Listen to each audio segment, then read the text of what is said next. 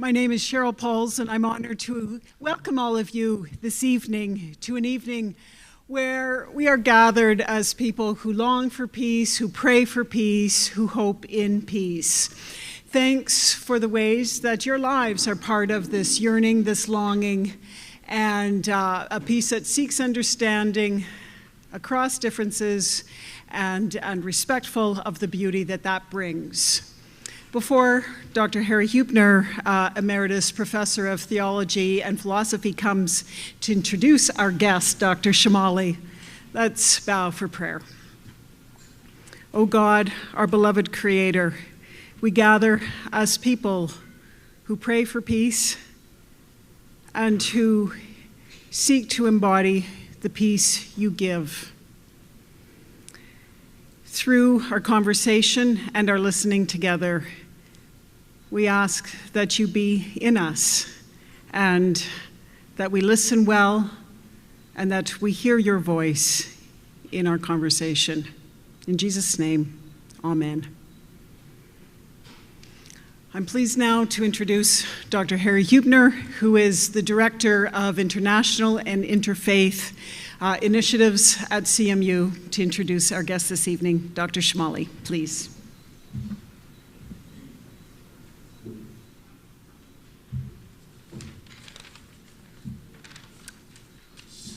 Thank you very much, and I join Dr. Pauls in extending a hearty welcome to all of you. I am delighted that so many of you could come from a variety of different communities in this region, so welcome to all of you. Special welcome, of course, goes to Dr. Shomali. Dr. Shomali has been on this campus several times. I did not check with him how many times, but probably at least 4 or maybe 5 times already. And he is always inspiring. When I hear him speak, I find a kind of an inspiration that comes from his deep sense of spirituality, his love for humanity, his love for God. And I consider him a dear friend of mine, and so I am very happy that he is with us here this evening. Just a few words of introduction. Dr. Shomali is a graduate of the seminaries, the Islamic Seminaries in Qom. And when I say that, that probably, for most of you, you would think, okay, he studied in a seminary for 2 or 3 years, but that's not what this means. The seminary program in that part of the world is a long one. I have a friend, a student friend there, who just told me that he was a seminary student, continues to be a seminary student, and has been so for 22 years. So this is a long program.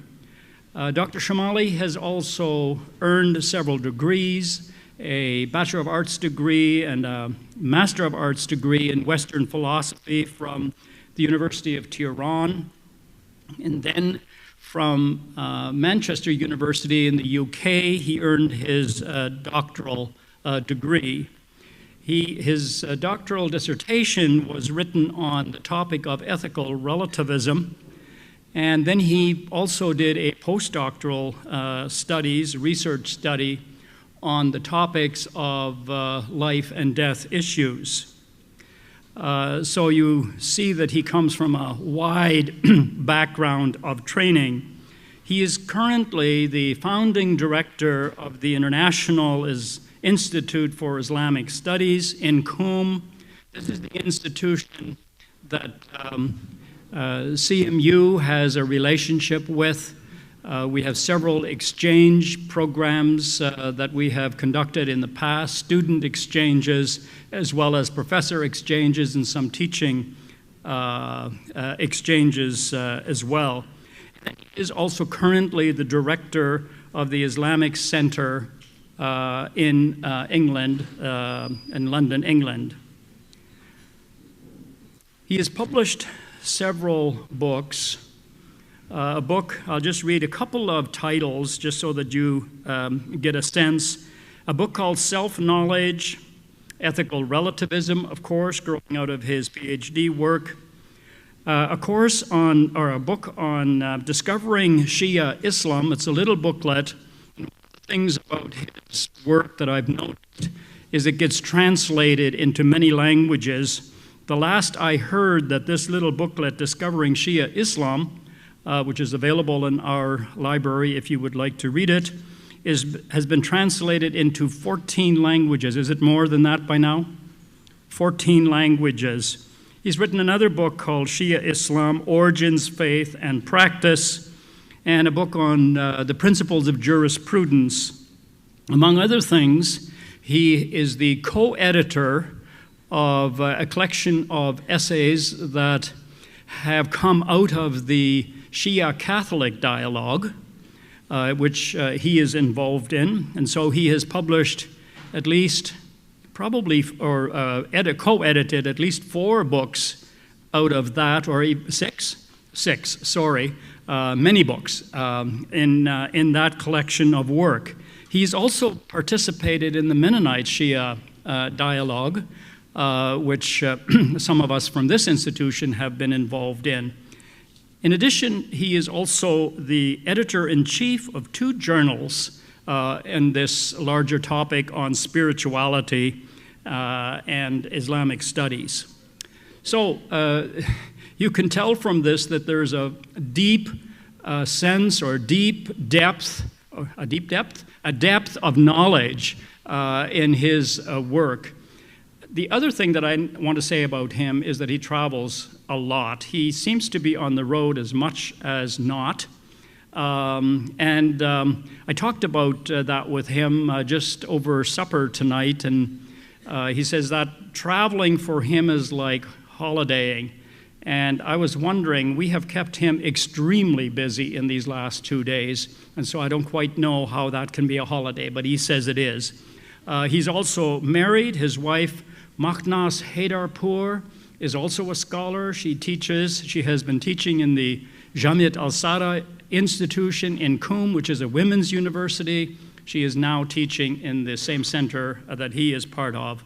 Together they have 3 children, 2 sons and a daughter, and they also have a 15-month-old grandson.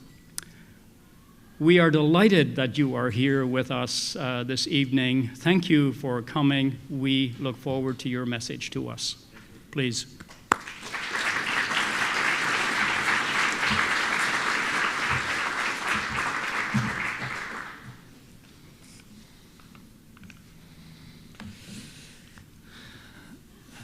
Peace be with you. Salamun alaikum. Bismillah ar-Rahman ar-Rahim. In the name of God, the compassionate, the merciful. I am very grateful to God Almighty for giving me this blessing of being here with you today. And it brings back to my mind lots of beautiful memories from my visits of Winnipeg. And especially when we came with a group of ladies from the Seminary of Qom in 2011 and 2012. With my wife, we brought about 10 ladies, and we had a very good program here, including courses on Christian understanding of peace and Christian theology. And one of the highlights was to visit some of the Hadarite colonies. So I'm very happy that some of our friends are here, and we always have very fresh memory of those visits and lots of things for us to think about it. I always look for opportunity to visit my Christian part of family in addition to visiting my Muslim part of family. So from here, I'm going to Waterloo, and I'm going to see some of my Mennonite friends there. And also, we have been in good relation with Eastern Mennonite University in Virginia, and we have also taken people there, and they have come also and visited us. So for us, this exchange is an ongoing process. It's part of our life, and I hope that we would be able to share this beautiful story with more people in the world.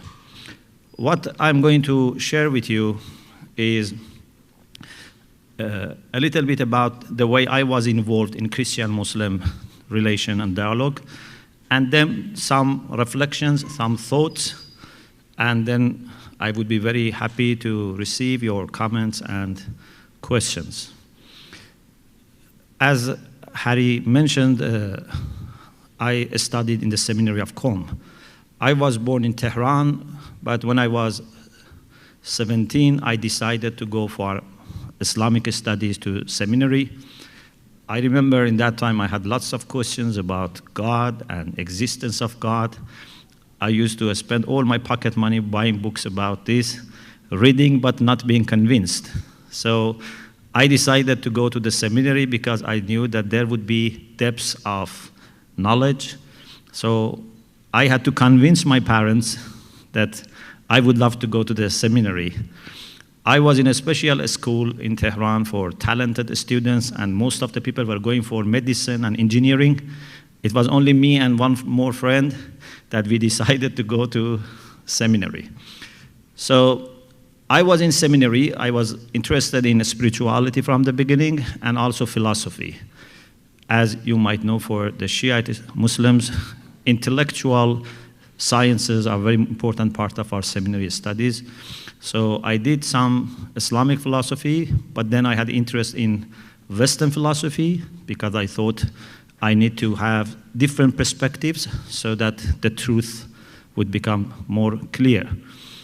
And in the seminary, we had some courses on Christianity and Judaism, but we didn't have that much experience of face-to-face encounter with Christians, because in the whole city of Qom, we didn't have any Christians.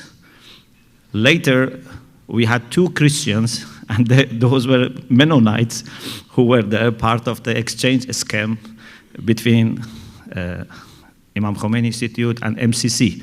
So thanks to God, for some years we had 2 people that we could relate to on a very personal basis. So for me, Christianity up to that time was mostly a matter of reading and studying, not something very, direct and first-hand experience. In 1996, I was given a scholarship to go and study and do my PhD in Manchester, in the UK. So the institute in Qom that I used to do my postgraduate there, they offered me this scholarship. So we thought that this is a good opportunity for us now. We are in a country which is mostly inhabited by the Christians, to find people with whom we can enter into dialogue, conversation, and know more about each other. But it was not very easy for us to find people who were practicing Christians, but as you know, not many people necessarily are practicing Christians, although you expect to be UK a very Christian country, but that was not our finding. So people who would be practicing, who would be serious about their religion, these would be people that will start dialogue with them, and also to be open. So it took us some time. We were also new to that country. So thanks to God, with some help that we received with some of our friends in Italy, we managed to find a group of friends who belong to a Catholic lay movement, the Focolare movement. I don't know if you have heard about the Focolare movement. So we managed to find them, and I remember we attended several months after our arrival in the UK a day meeting, which was organized by them in the Hope University. And when we heard about their love for God and their commitment to God, and also the friendly and open welcome that we received, we were very much impressed. And I remember my wife crying because we were coming from a religious background and we felt somehow lonely in a secular society, but now we found people with whom we have this shared love for God. So next to me, a priest was sitting in that meeting, Father Jonathan from Leyland.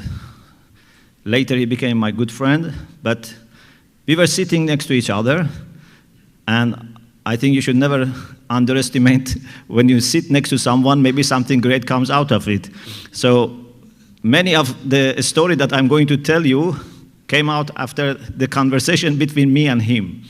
So I told him I come from a seminary background, and I would love to visit some Christian seminaries.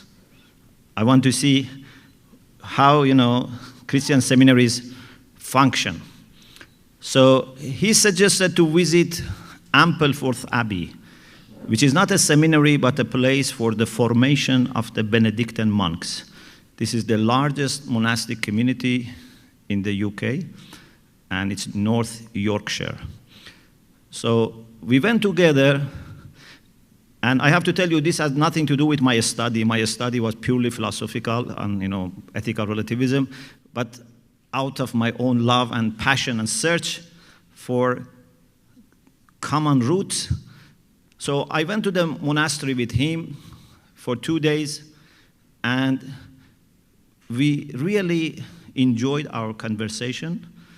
And for me, especially the prayer of monks was very beautiful. They have Gregorian chant, and I very much like the way they pray God. And also, interestingly, they also pray 5 times a day. They have 5 offices. And like, we Muslims, we have 5 prayers every day. So I found it very interesting. And the abbot told me to bring your family. So my wife at that time was also studying for her master. And the topic she had chosen was love in Christianity and Islam. So we used the library of the monastery. We had lots of conversation with the monks, and she was asking questions. And also, every piece she was writing about Christianity, she was asking them to check, because we didn't want to misjudge or misrepresent Christianity. So for us, those contacts with the Benedictines and the Focolare were very important. Through these contacts, then I came across other groups of Christians, Anglicans, for example. I met some of the bishops of the Anglican Church. I visited St. John's College in Durham University, where they train Anglican priests. And I was looking for everything possible to add to my information about Christianity as it is lived and practiced, not as just written in the books. In 2001, after I did my PhD for 1 year, I was in London, and I was doing my postdoc. So Abbot Timothy, who was the abbot of Ampleforth Abbey, he told me, Muhammad, are you happy to give a talk on Islam to our brethren? This is after several years, we've been knowing each other. So he asked me to give a talk. I said, yes, I'm happy. So he said, what are you going to talk about? I said, I'm going to talk about Islam as an introduction, and then Islamic spirituality, and I end with some practical instructions given by Muslim mystics. He said, this is very good, but why you don't give 3 talks? So he invited me to go from London to Ampleforth, give a talk, and then after a few weeks, the second talk, and then the third talk. Thanks to God, when I talked about Islamic spirituality, we found lots of similarities. As you know, the Benedictines follow the rule of Saint Benedict. They have the rule. So they kept telling me, what you say about, for example, humbleness, poverty, these, are in the rule of Saint Benedict. And later, of course, I kept hearing this from other groups of Christians, because we all come from the same root. So there are lots of similarities. In 2001, after finishing my studies, we decided to go back to Qom.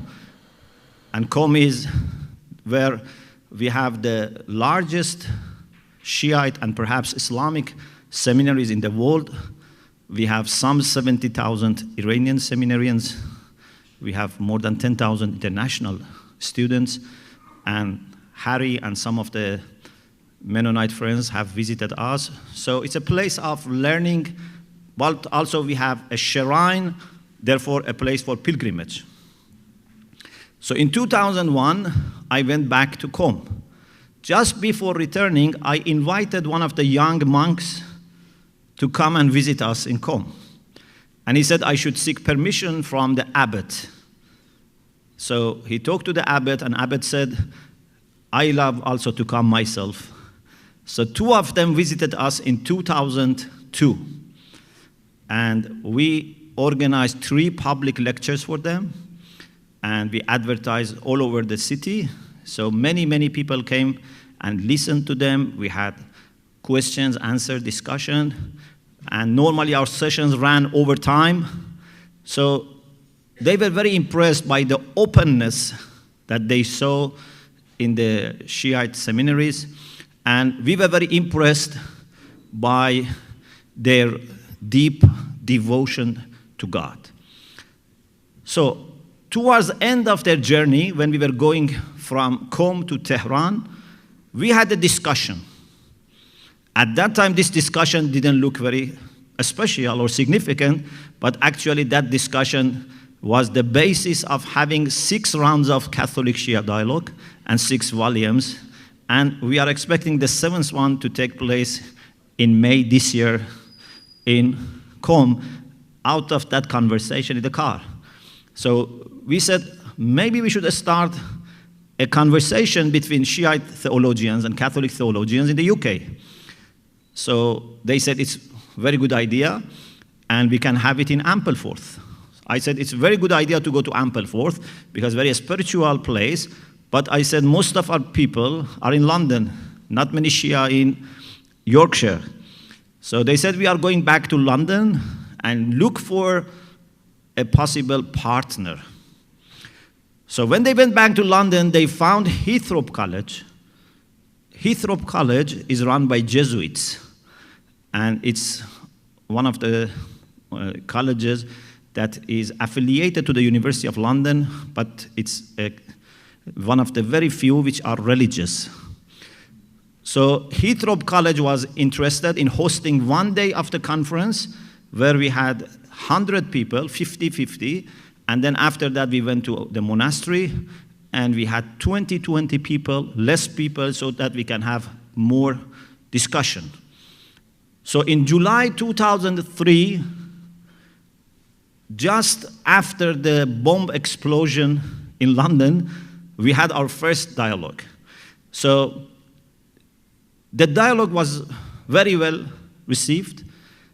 There is a Catholic magazine called Tablet. This is the famous English magazine in the UK and Ireland. So they reported this as the first major British encounter of the Catholic theologians with the Iranian Shiite thinkers and theologians. We decided to publish the book. So in 2004, the first volume was published, Catholic Shia in Dialogue, Studies in Theology and Spirituality. We planned for another visit. So this time, 4 people came to Qom. And then we planned for the second dialogue in the UK. So we had 3 dialogues in the UK. Then we had the 4th in Italy, the 5th in Qom, the 6th in Assisi in Italy, which was the last one. And as I said, we are expecting the 7th in May this year. So this relation with the Catholics and the monks continued. When I went back to Qom, I realized that our institute has started dialogue with the Mennonites. And as soon as I went back, I was involved in that dialogue because I was appointed as head of the Department of Religions of the same institute. So I was involved in dialogue, and we had different rounds of dialogue in Qom, in Waterloo, in Winnipeg, and we have had so far 6 rounds of Mennonite Shia dialogue. Once we tried with some Catholic friends and Mennonite friends also to have a dialogue. So we tried to have Mennonite Shia Catholic dialogue, because also Mennonites and Catholics have dialogue. And some of our friends were involved in that. So we had an initial also meeting about this in Waterloo a few years ago when Bridge folks meet. We had also lots of other offshoots of this dialogue. So today, after almost 2 decades of being actively involved in interreligious dialogue and spending lots of time in dialogue, but also contemplation, I have come to some conclusion about the significance of Muslim-Christian relations. And I would like to share with you some of those thoughts, and if you have questions and comments, we can expand on that. I firmly believe that the relation between Islam and Christianity is a relation within the same family. When I hear sometimes people say, of course with good intention, that, for example, Muslims and Christians should have dialogue because we don't want to fight, I think it's too little, and it's a kind of offense. It's like, for example, I say, I should have dialogue with my cousin because we don't want to fight. This is not the reason you have conversation with your cousin. I think Muslims and Christians, they don't need to have any reason for dialogue. It's the most natural thing that we can do. First of all, as human beings. For human beings, the most natural thing is to talk to each other. But when it comes to people who share a lot, who are part of the Abrahamic family, then for us to talk, to meet, to spend time together is the most natural thing. And if we don't do that, we should be surprised. When people see, for example, me and Harry are very close and, we can trust each other, we can understand each other, we can share our, very personal things, I think this shouldn't be surprising anyone. This is the most natural thing because we are two human beings and two believers. But unfortunately, the way Muslim-Christian relation has been portrayed has been a kind of tension, a kind of confrontation, or at least competition. Some people think that we are competing on the same market. We want to convert people, we have competition. We want to convert people to Islam or to Christianity, it's the same market, we have to fight. This is not the right mentality. We are believers in God, and to believe in God, the personal God, the God who is compassionate, who is merciful not only for believers, to all humanity, makes us very close to each other. Sometimes I say to people, we underestimate the great heritage that we share, the great theology that we share. Just to understand how important it is to be in conversation with another believer in God, imagine if you are talking to an atheist, if someone doesn't believe in God at all, how difficult it is to understand that person's attitude to life, and how difficult it is for him to convince him that there is God, the Creator. Towards him we should feel grateful and responsible. There is hereafter, there is punishment, there is reward. An atheist to come to believe in all this takes you maybe months to discuss, and finally he may accept or may not accept. But when I am faced with a person from another faith who believes in God, who has tried to devote his life to God, who is submissive to God, who tries to do good things in order to be pleasing God, unfortunately, we take it for granted. We don't appreciate it. Why? Because we have some theological differences. So we don't appreciate the great things that we share because of little differences that we have. I think it is actually part of our understanding and cognitive faculties that we are made in the way that we are more sensitive to differences. Now that I, for example, look at people in front of me, these beautiful faces that I see, for me, the things that draws attention are the differences. Because it is through the differences that I can recognize, I can identify people. It needs extra effort to see the humanity which is there under the differences. So if we don't train ourselves, we only notice differences. And this can be very divisive. You know, sometimes you see, because I'm involved also in community life, you know, sometimes you see a husband and wife, after living together many years, they say we have nothing in common. How it comes?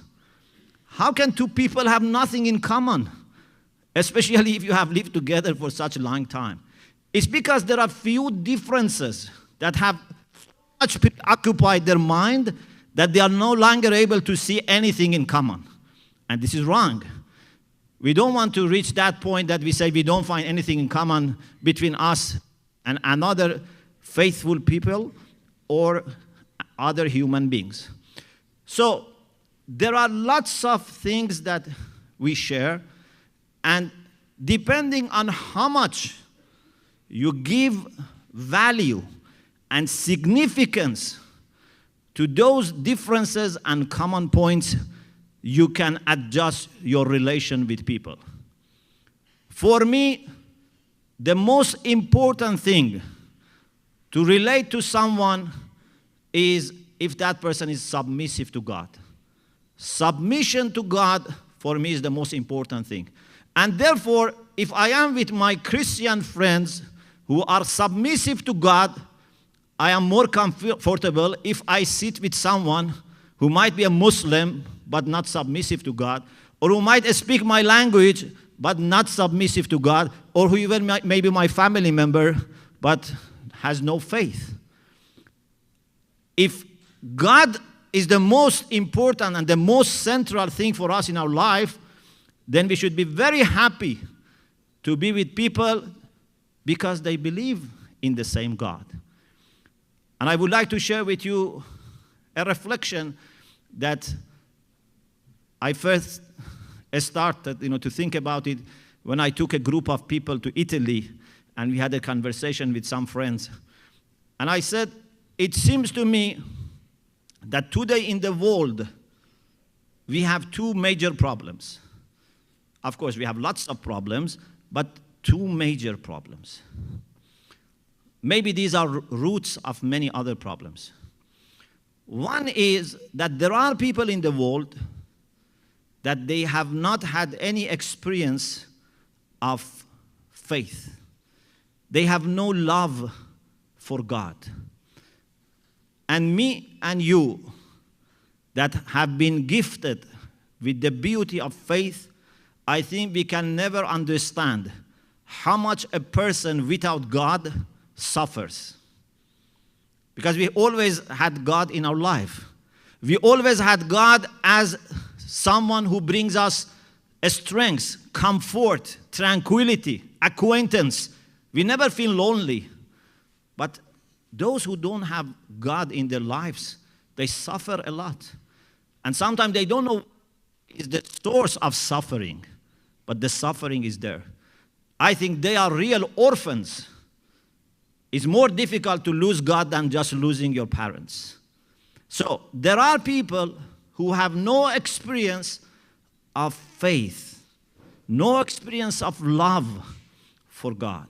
This is something that we should feel responsible. We faithful people, if together share with them the beauty of faith, the beauty of love, then it would have much more impact if we separately talk about God. If Muslims separately and Christians separately talk about God, some people may say they have, their own agenda, they have their own interest. But if we together manage to talk about the beauty of faith and invite them together towards God, it has much more impact. Unfortunately, what happens today in the world is that we have sometimes fight between religious people, and some people are very happy to see religious people fighting and then tell everyone, look, these religious people are troublemakers. If you want a world free from tension and fight, we should get rid of all religions. We should get rid of all the religious signs and symbols and orientation so that we can have a world full of peace. This is what they want to say. But if we work together, who can then say that? If they see Muslims and Christians working together for peace, for justice, who can say religious is the source of problem? Who can forget all the great services, all the charitable works that religious people are doing in the world? But unfortunately, because sometimes some of us are not careful, we give them all the excuses to attack all religious people. So one problem in the world is some people have no experience of faith. The second problem is about the people who have faith, but unfortunately not in the right way. There are people who love God. They talk about God, about religion. They say, we do everything for the sake of God. But their love for God is possessive. I call it possessive love. They want to possess God. They want to have monopoly over God. Like you love your house. You don't let anyone to go to your house unless you give permission. You love your car. You love your garden. Some people think God is the same. God is an object that belongs to me. No one should have access to God. It's only me and my people. It's my God, not your God. In some countries, Muslims, Christians fight even over what to call God.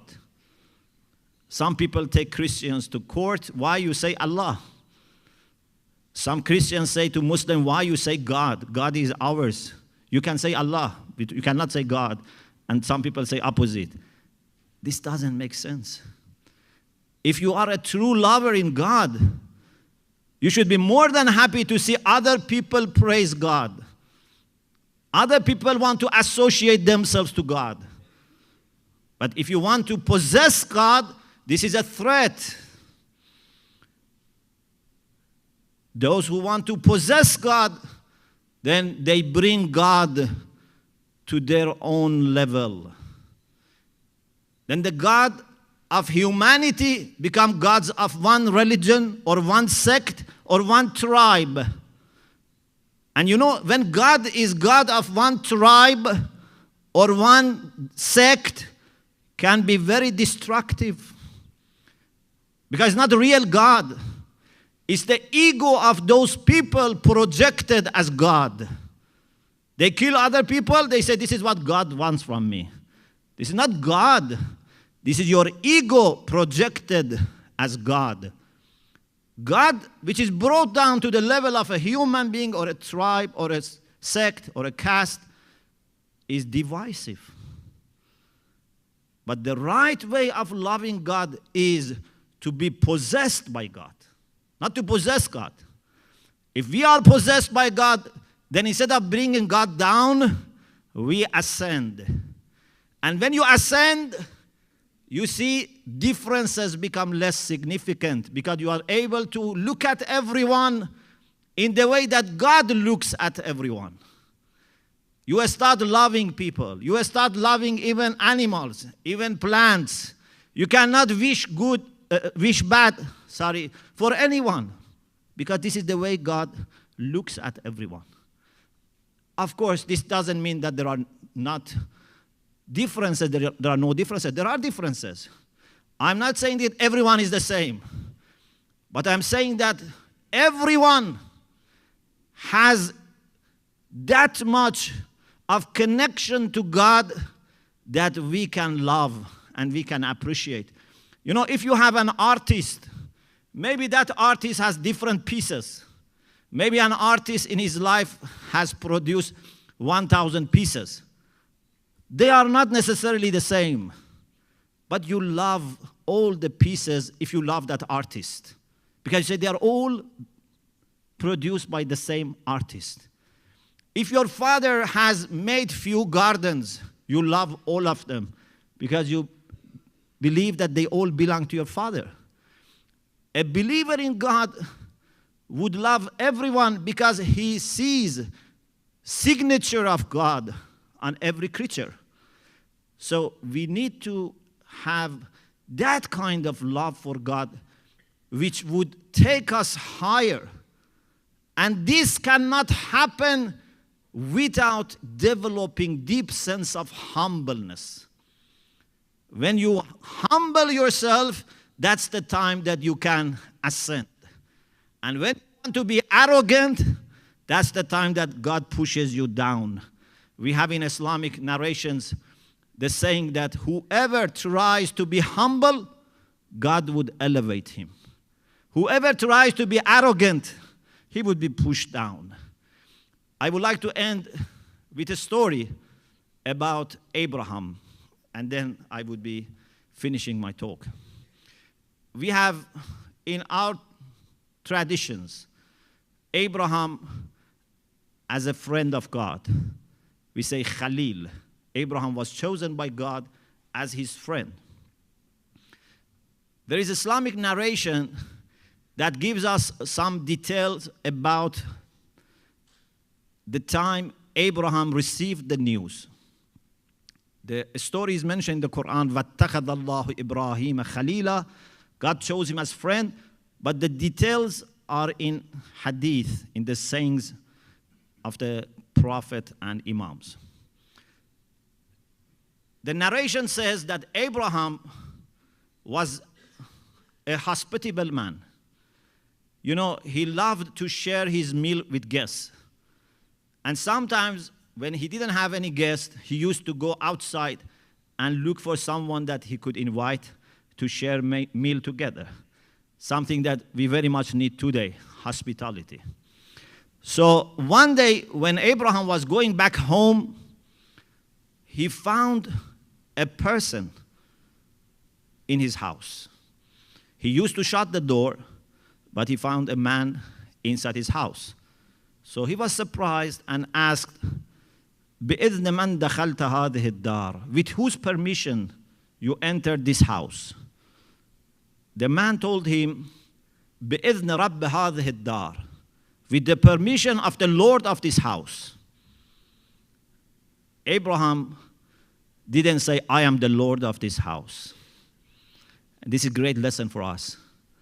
We religious people are not the Lord of religion, the Lord of the church, or the Lord of the mosque. At best, we are just servants for God. So as soon as he said, I am here with the permission of the Lord of this house, Abraham realized this is an angel. So he told him, I am here to inform someone who has been chosen by God as his friend. I brought this good news. Now imagine, this is a question for all of us. Put yourself in the position of Abraham. You are a patriarch or a prophet, and this angel is found in your house. And he says he has brought the good news to someone who has been chosen as God's friend. What would be your impression? You would think, it's me. Thank you very much for bringing this news to me. But this was not the way Abraham looked at himself. He didn't find himself worthy of being chosen by God as his friend. He said, who is the one that my Lord has chosen him as his friend so that I serve him till I die? Look at the humbleness and real love for God. He didn't say, it's me. He didn't say, who is that person? If it is my family member or my, I don't know, fellow from my tribe, I would be happy. He said, it doesn't matter. Whether that person is white or black, is from my tribe or another tribe, man or woman, young or old, it doesn't matter. Who is the one that my Lord has chosen as his friend? And I would be happy to serve him till I die. And this is quite opposite to Satan.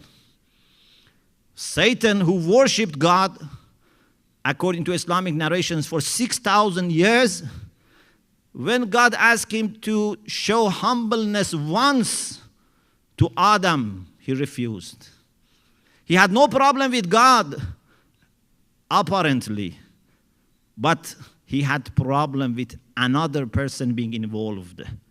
Many times our problems are hidden, and when it comes to the way we treat people, those problems become obvious. When we are in the mosque or in the church, it seems that we don't have any problem. We can, worship God like anything. But when I have to be humble before another human being, be an agent for God, that's where the test comes. So Satan refused to show humbleness to Adam, but Abraham volunteered to serve anyone who is chosen by God as his friend till he dies. And I think what we need today, we religious people, we need that humbleness. We need to have that openness in our heart, that we will really let God come in our heart and take us where he wants to take us, not we push God to the direction that we want. Thank you very much.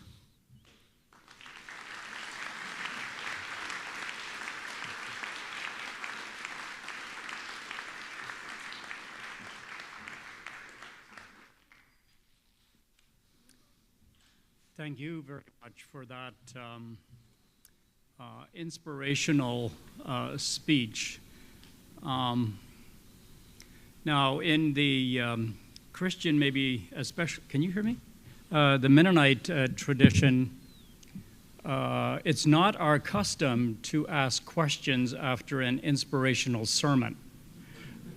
We just go home and we continue to meditate. However, this is not a Mennonite worship service, and so we are definitely going to open this up for questions and responses. Please, if this may take a few minutes for us to be able to formulate our thoughts, but let's take some time. It's not every day that we have someone like Dr. Shomali with us, so let's take some time. There are microphones, well, a microphone. Is there a roving mic as well? But anyway, there's a standing mic here. Please come forward, and if you would be so kind as to identify yourself and respond or ask a question, and we can continue our interaction. Please.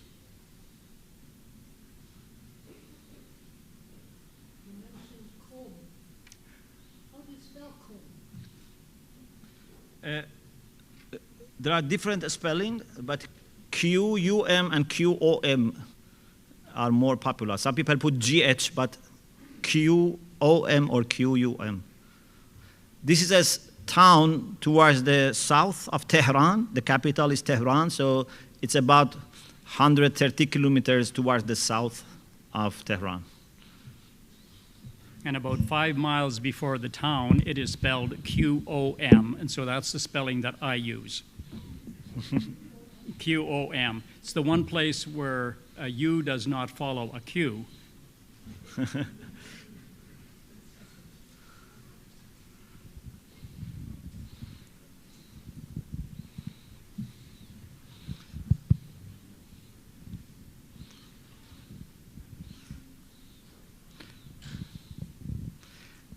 Maybe I can share with you a reflection till questions come. I remember a few years ago with some of our Mennonite friends, we had a panel in American Academy of Religion. And in the past, I was told, that was the only time I took part in the American Academy of Religion, I was told in the past they didn't have interest in interreligious dialogue as a subject, as an academic subject. But then they started seeing value in that. So we proposed the panel and they accepted. So it was me and Susan Harrison, is a Mennonite friend who was involved also in this Shi'a Mennonite dialogue, and with some other people. So after I talked about Muslims and Christians getting together, united, a lady came to me after we finished and said, when you speak about Muslims and Christians getting united, we are worried. I didn't ask, what is your faith background, why you get worried. But then I told her that we don't get united against anyone. This is not the way we understand unity. The unity which is inspired by having one God would not put you against anyone. Then I mentioned this example. I said if you have, say, a pool, and you throw a stone, then there would be ripples. These ripples grow and grow. They don't exclude anyone. Maybe they die, but before they die, they don't stop. They try to grow and include everyone. But the circles which are closer to the center are stronger.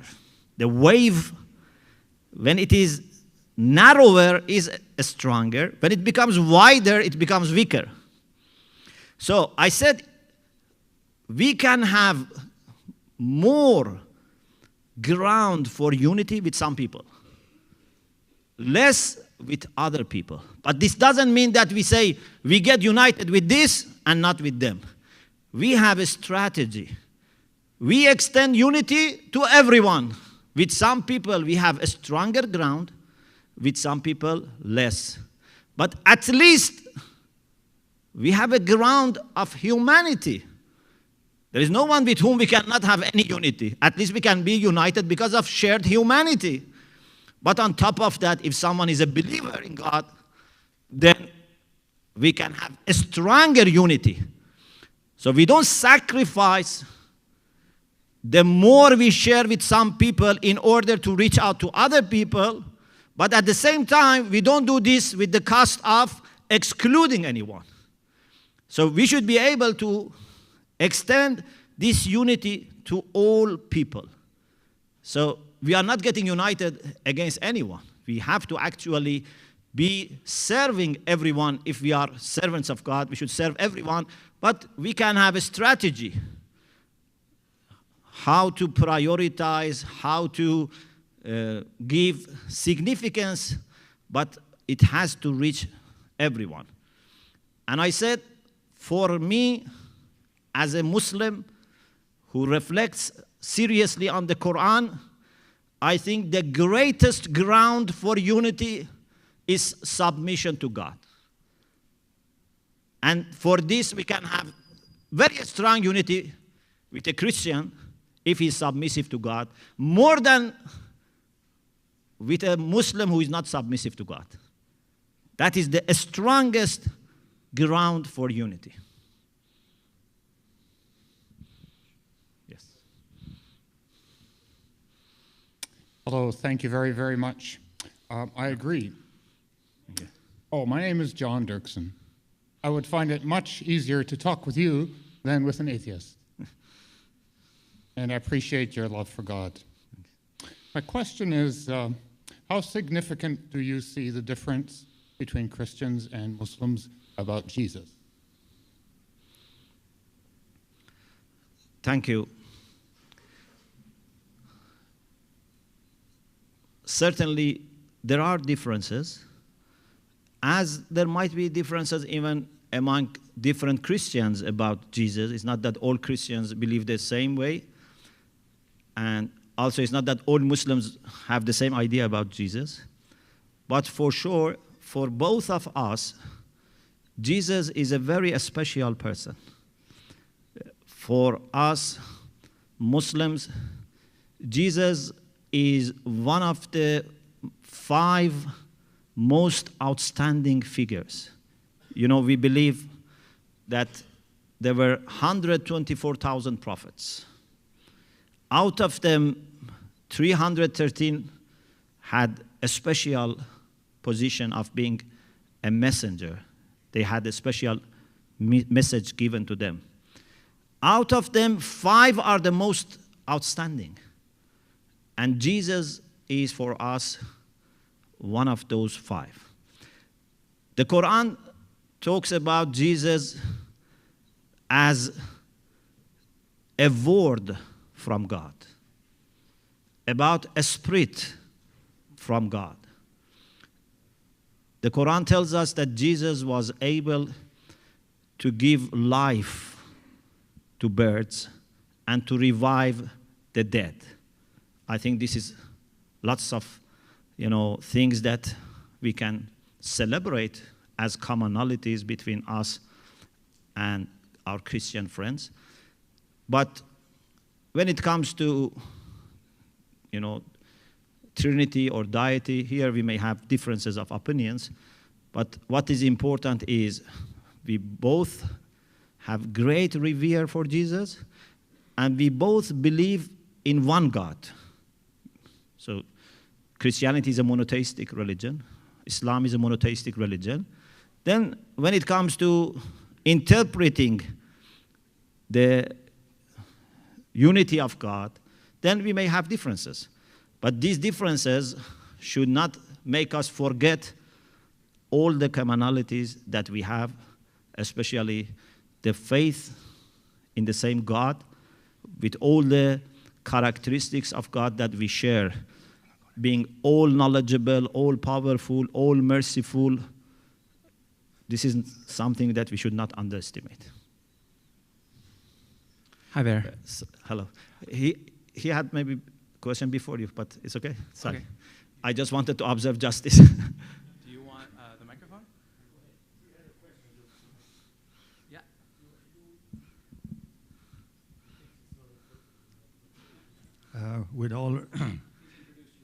With all respect, we're Mennonites and Hudrides are cousins in Anabaptist faith. And I appreciate what I listened to. Thank you. Most honorable and respectful to God. And I almost had the same question that the other gentleman had. Yes. You talked about God, about the devil, which was an eye-opener, which was pride that really brought this to the world and to Adam, Lucifer. But how we're being rescued now, we feel God is too holy as a human being to approach to God.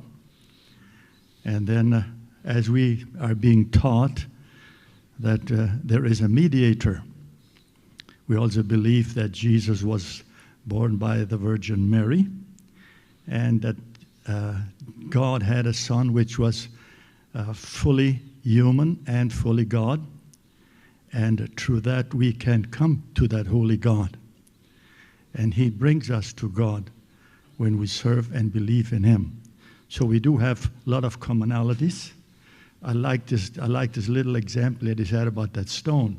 You throw one in, the Mennonites will throw one in, and the Hutterites will throw one in. Maybe those ripples will create a bit of a dialogue, which we will agree that what the Bible tells us.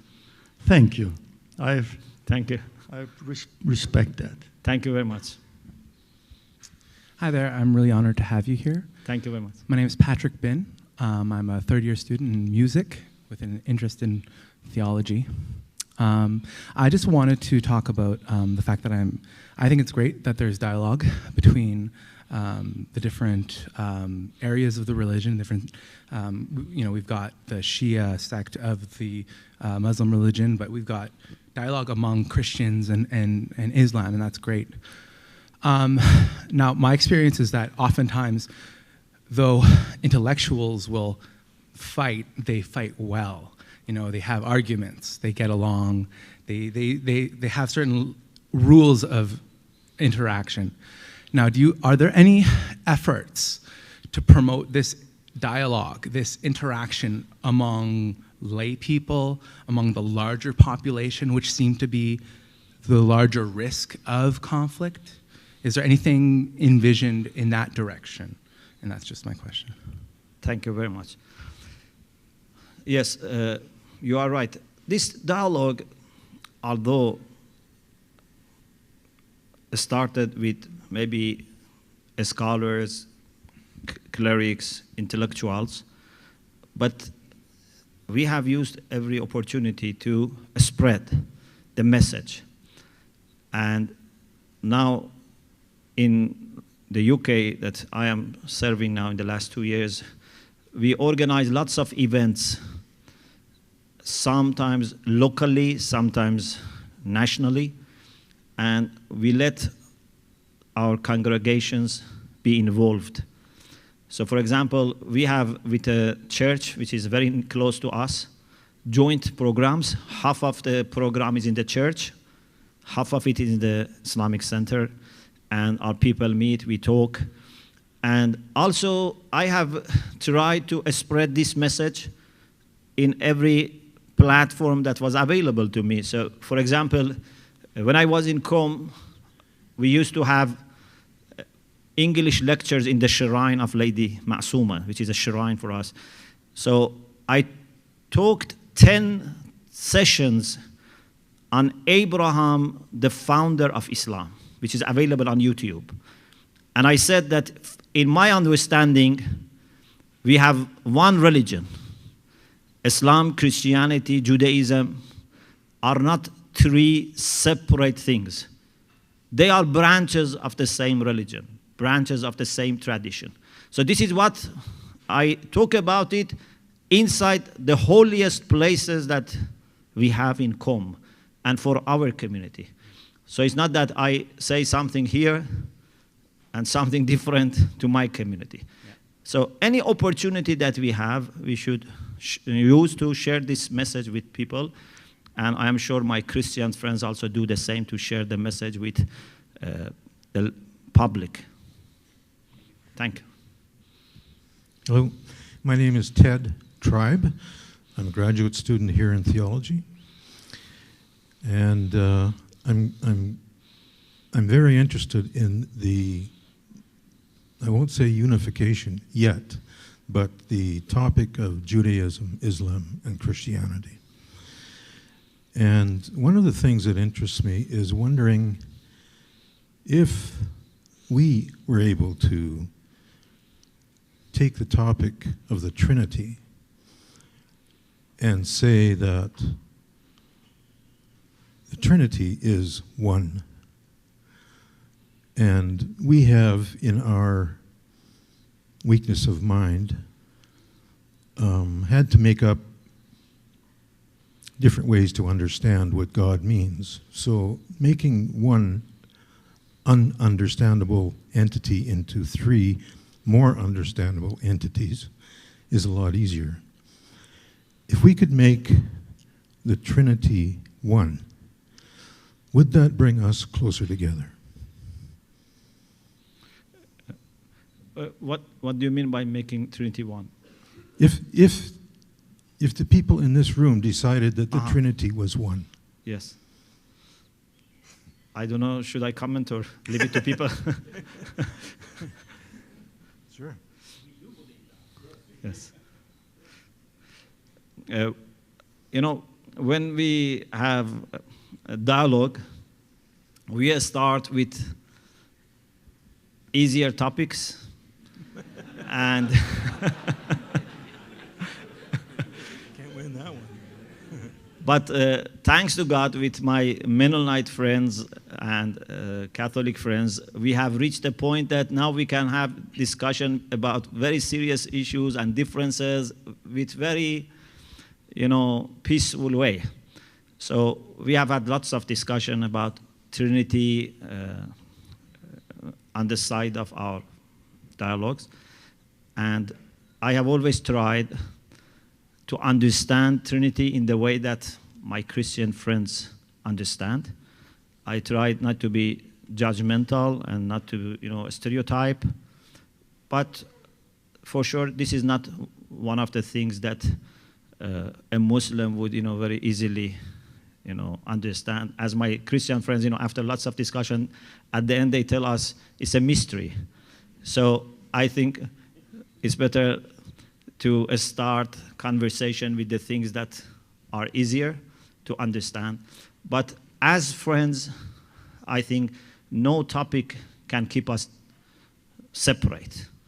We can have differences, we can have commonalities. And what is amazing is in the topics that you think you would very much disagree, if you look carefully, there are many elements that we share. Maybe on the surface looks as if there is only one thing and we disagree. But if you analyze, you find that the same concept has many elements that we can agree on many sides of it. So Trinity is one of those topics that I think maybe on the surface it looks as 100% disagreement, but for sure you have also believe in one God as the creator. So that's great that we all believe in the one God. Sometimes, my Muslim people, they think that, for example, Christians don't believe in one God. And we always tell them, no, they believe in one God. But their understanding of unity of God is in the form of Trinity. Otherwise, they believe in one God. God the Father, God the Creator is only one. And once I told to one of my friends, I said, maybe something helpful. I'm not making the suggestion that our friend said. That's not to me to make that suggestion.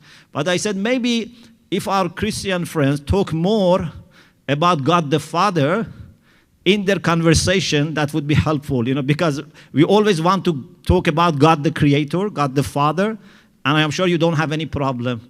Maybe we can have more conversation about God the Father without, being in need of eliminating anything from our theology. And also I would like to mention something that I think is very important. If you look back at the history of Christianity and Islam, you find that there were periods of time that Christians had difficulty in accepting other groups of Christians as Christians. We had the same problem, and still we have this problem with some Muslims. There are people, for example, maybe some Sunnis say Shia are not Muslims. Maybe some Shia say this. But an educated Sunni or Shia says they are Muslims, but we have differences. But we recognize them as Muslims. In Christianity, there were times that Christians used to fight each other. Mennonites know this very well. And I always remember, the history of the Mennonites and how they were persecuted by their fellow Christian people. At that time, they thought Mennonites, for example, are not Christians. I don't know what Mennonite thought about them. At least you didn't kill anyone. But there was this idea that we are the only Christians. Some people had this idea. Others are not Christians. Now, without forgetting your theological differences, I think most of the Christians have come to this understanding that we can hold our ideas, but accepting that others are also Christians. Now, for example, Catholics accept Protestants as Christians, as I understand. And it seems that, for example, Protestants understand Catholics as Christians, but they have still their differences. They have not compromised, they have not forgotten, they have not come to any agreement about many issues, but they have accepted to look at each other within the same framework of Christianity. And just to accept a common framework makes life much easier. You have still your own differences, but the fact that you accept they are Christians makes it very easy for you. And if we Muslims do the same, makes it very easy for us. So now my suggestion is Muslims and Christians can keep their theological differences, but why we cannot take a framework that can give us a point of reference to look at each other as people who have the same tradition of Abraham, recognize each other as believers in the same God and the same history of prophecy. So this can help us understand better that the differences are not to keep us divided. Assalamu alaikum, Sheikh. My name is Khan. I'm a member of the Muslim community over here. The question that I actually have is regarding faith, something that you touched upon. What would your recommendation be in respect to Christians and Muslims on how to acquire more faith? Like I said, with respect to not only Muslims but Christians as well. What would your recommendation be? To do what? To get more faith, to have more faith in our religion, on gaining more spirituality as well. What would your recommendation be? Yes. Something I very much appreciate in our Mennonite friends and also like Hadarites and the Amish and other groups is that they have taken their faith seriously. Because unfortunately, some people have faith, but they don't take it seriously. They don't give a special place to that. When you look at their life, their behavior, you don't find that much influence of faith. You know, some people, maybe you only recognize they are faithful when on Friday they go to mosque or Sunday they go to the church, if they go. And then the rest of the week, you don't see that much difference. Some people are like that, but I am very happy that we have people who take their faith seriously. I many times have told my Christians, it doesn't make me happy at all if I see people don't go to the church. It makes me very sad. I love church to be always full of people. I love Christians to proclaim their faith. You know, I sometimes tell people it breaks my heart when people talk about Christmas as Xmas, or you know, something which is not religious, is a secular feast. As a Muslim, I feel bad because I think this is the sign of faith disappearing gradually from society. In November, we had a meeting in Geneva, a dialogue between Shi'a Muslims and World Council of Churches. And there I said, my challenge right now in the UK is not Muslims becoming Christians. This is not my challenge. My challenge is breakdown of families. My challenge is people giving up the idea of faith altogether. People becoming selfish. This is my challenge. This is my greatest concern. How to educate people to value family, to sacrifice for the sake of the family, all these things. I don't think even 1% of my attention goes to keep our people away from church. This is not my concern. I hope for our Christian friends also would be the same. We should wake up and see the real threat. The real threat is not Islam for Christianity or Christianity for Islam. The real threat is absence of God from our lives. This is the real threat. And I share sometimes my reflection with people. I say, if we look at the history, for the most part, Christians and Muslims didn't help each other that much. Scientifically, yes, in medieval ages, there were lots of scientific exchange. In local communities, there were help. But it's not that in a very large scale, Muslim leaders and Christian leaders sat together, planned together, worked together. Everyone worked on his own. And Christianity spread, Islam spread on their own. But I think we have entered an era that there is no future for us unless we work together. There is no way for us to face the challenges unless we work together. The world is now too connected and too little to be able to survive unless we unite our efforts. Because you see the challenges coming right away to the middle of your house. You cannot safeguard yourself unless we form a united front to preserve our faith, our identity, our families, and our moral values and virtues. So I hope we start doing this, but I am very much convinced that this is going to happen. We would see lots of partnership and fellowship between good Muslims, good Christians in future.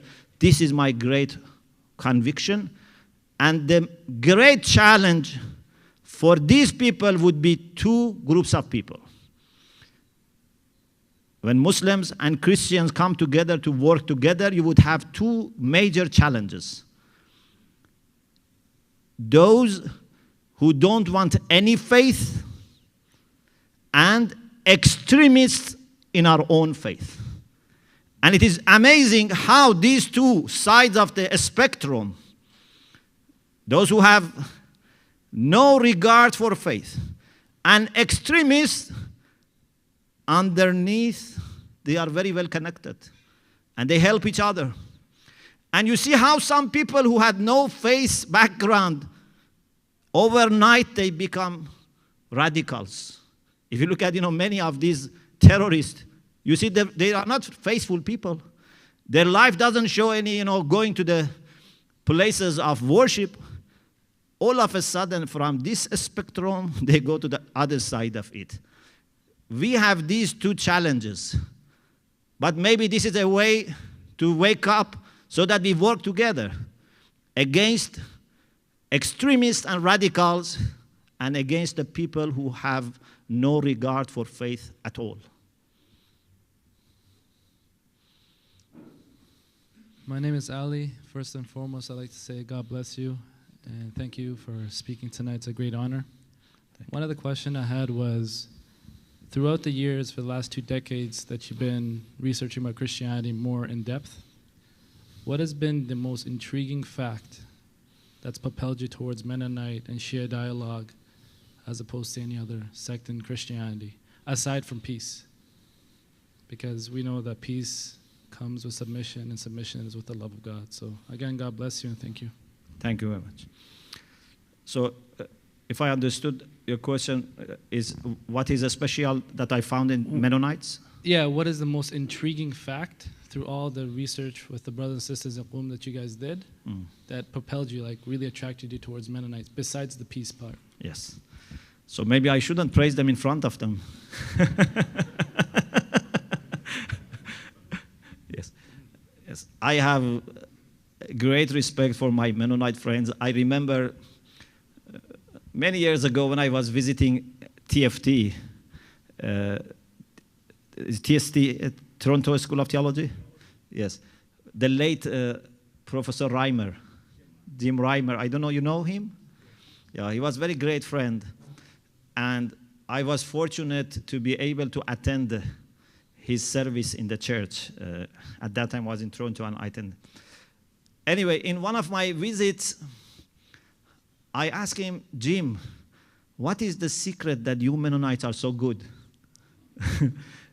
For me, I think there are several things that I admire in Mennonites and related churches.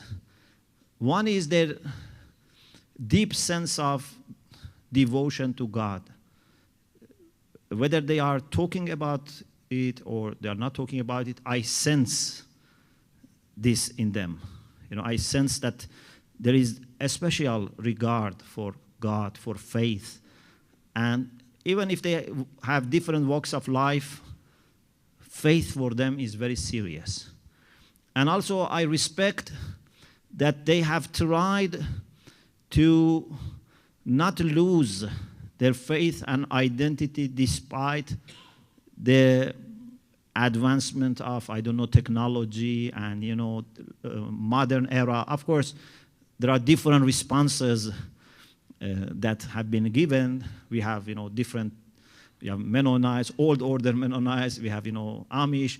But it seems that all of them are engaged in this concern, how we can live a life of faith today. And this is for me very important. And also the work, as our friend mentioned, the great work that they do for peace building, peacemaking, we appreciate. And this is in addition to what they share with other Christians, because I have great respect for all Christians, but with my Mennonite friends and with some other friends, I have extra things in them that I love and appreciate, in addition to the general fact of being a Christian. So I am grateful to God for our friendship, and I hope we would build our friendship. My name is Harold Jans, and I want to say thank you, too, for the spirit that you bring to your presentation and the way you speak to us here. You made a comment in your address about the desire that Christians have to evangelize, to convert. Muslims have the same desire. And in my mind, Islam and Christianity are the two religions in this world that are most engaged in this work of evangelizing for their faith. And I think this is the way it ought to be. You ought to try to convert us, and I think that's what you're doing in a sense tonight, and we ought to try to convert you to an understanding that we believe deeply in.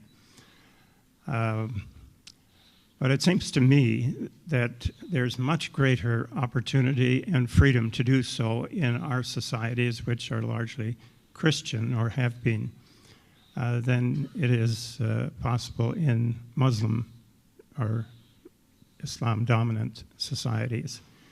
And even if one thinks specifically about Iran, how much freedom do churches have to evangelize freely in the language of the country, or missionaries have to evangelize freely?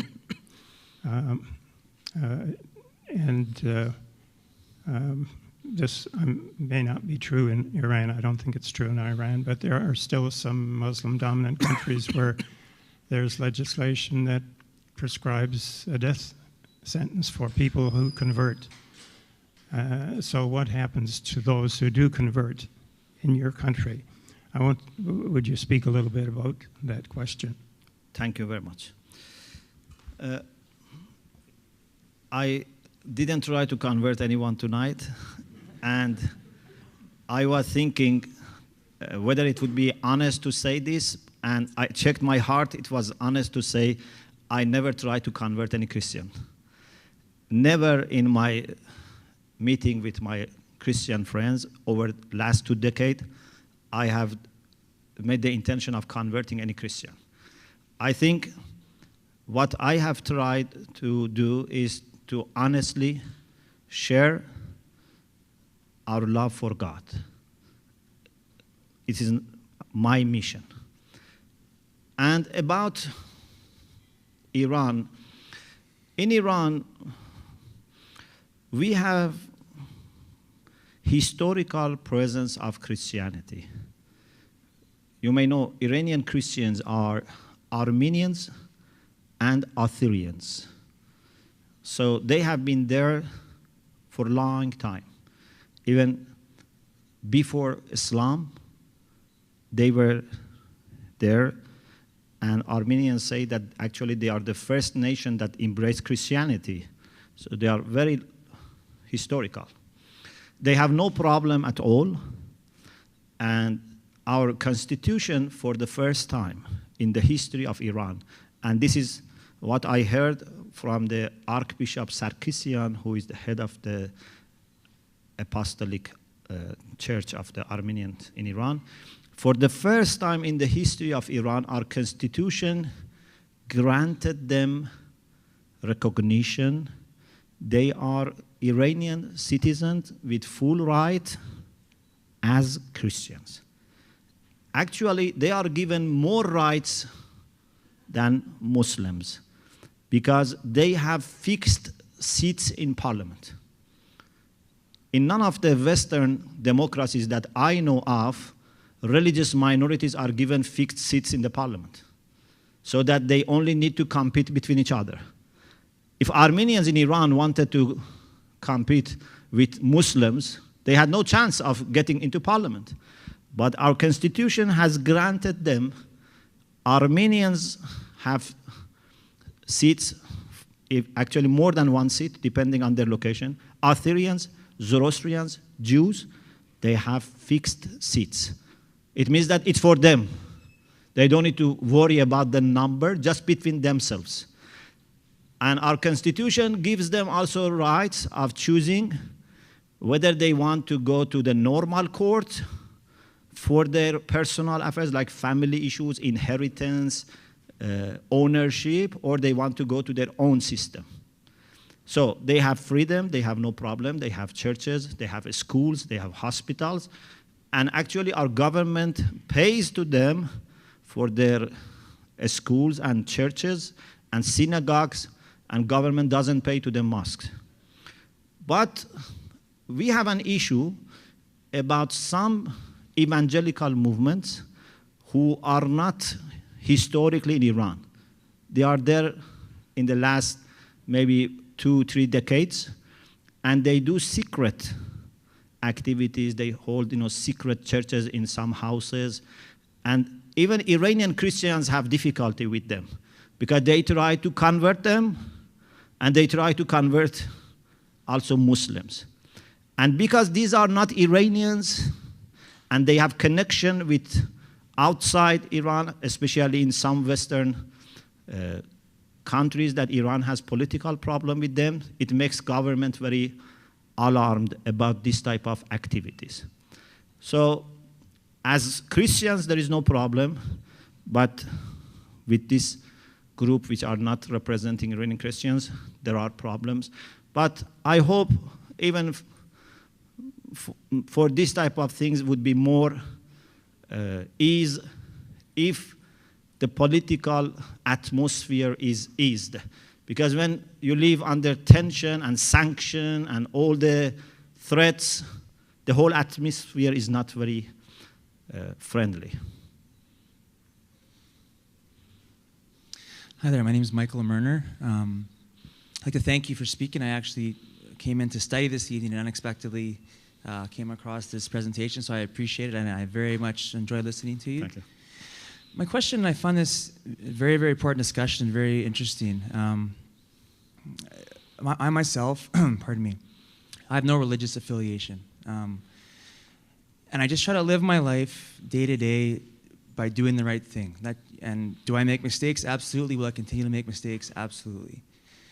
So the common theme seems to me today to be about collaboration, about respecting everyone, respecting every human being. Where do individuals such as myself sort of fit into this? Because on a personal note, I had a very close friend who we no longer are friends because he was not accepting of the fact that we had a different thought process. I wasn't quite where he was at in his religious understanding.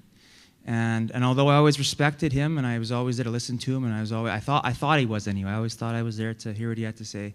That was a huge issue for him. So as I grow older, I'm trying to figure out how we all stick together and continue to respect each other and understand each other and learn from each other.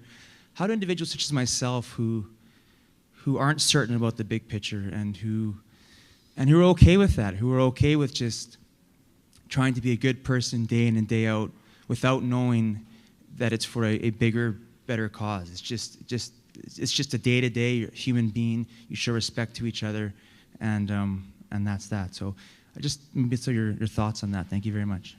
Thank you very much. Could you let me know I've understood question properly? So the question is how to talk to people who don't take their faith seriously? Is the question, was this? Or?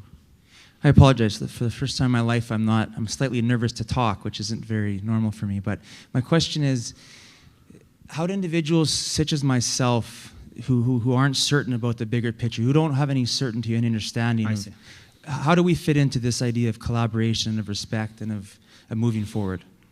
Thank you very much. Yes, for sure,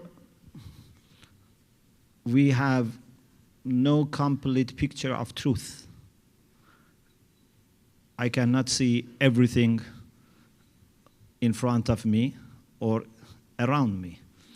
But I think what is important is that if we act wisely in that space which is clear for me, which is known to me, then the next step becomes clear. But if I don't act properly in this moment, the next moment becomes even more difficult. So sometimes I say to people that, we are like people who walk in a very dark night. And we have to go from one side of the desert to the other side of the desert. It's dark. You have a torch which can shed light for a few meters.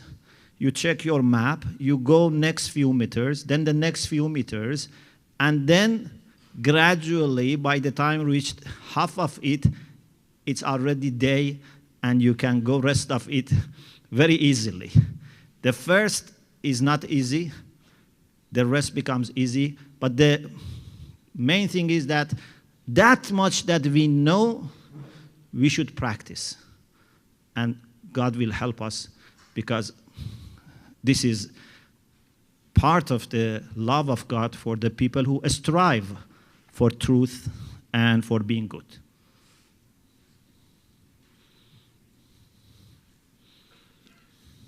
My name is Tim Weeb, and I'm a teacher at a Mennonite school south of here, and I teach Mennonite history and religion. And I want to thank you very much for your meditation. A relative in my family, and our staunch Mennonite family, recently became a Muslim. So the things I have said about the importance of interreligious dialogue have become very real, but also very rewarding. And as you talked about submission to God, a word that has always been very precious to me in my faith tradition came to mind, and that word is Gelassenheit. And a very, very rough translation of that, and the Hutterite friends here would have a better one, would be yieldedness to God. And as you talked of submission to God, that word was threading its way through my mind, and I found myself deeply blessed by your message. So thank you. Thank you very much. Thank you.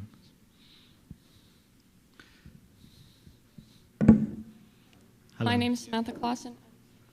Second year philosophy and theology here. Thank you very much for speaking. I found your words moving and inspiring. My question talked that it can be easier for people who have faith to talk to other people who have faith and harder for them to talk to atheists. And I'm wondering how faithful people can speak in a secular society without making an enemy of those who don't have faith. Because I think it's very good what you've said, that we need to not make enemies of within faith, but then how do we also not make that a circle that is then hostile outside of the faith? Thank you very much. Our first Imam, Imam Ali, wrote in a guideline he gave to his newly appointed governor of Egypt that for the sake of God, try to make your heart full of mercy for people that you are going to be their governor. Because annasu sinfan, people are one of the two.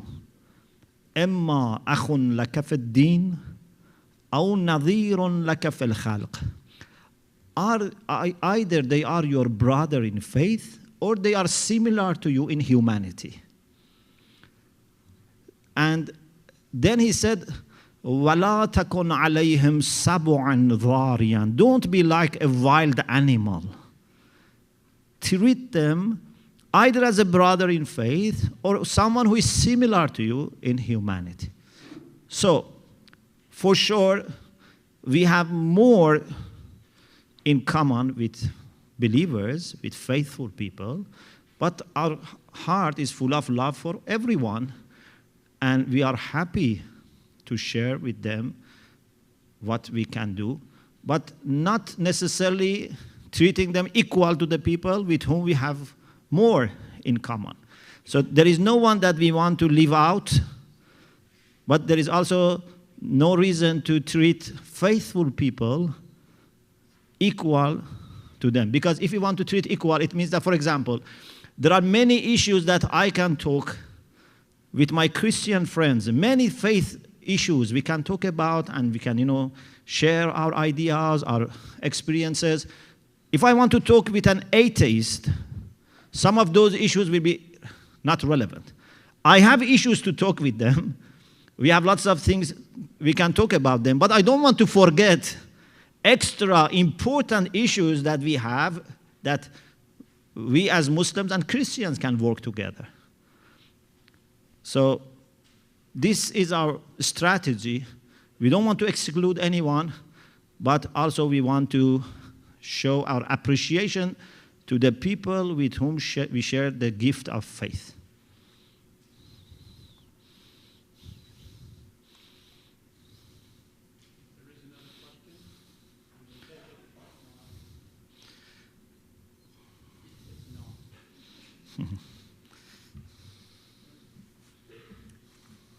Thank you so much for your very engaging, passionate presentation, and your humility and humanity in engaging questions. Very much appreciated that you spent this time with us. My pleasure. Let's give another round of applause.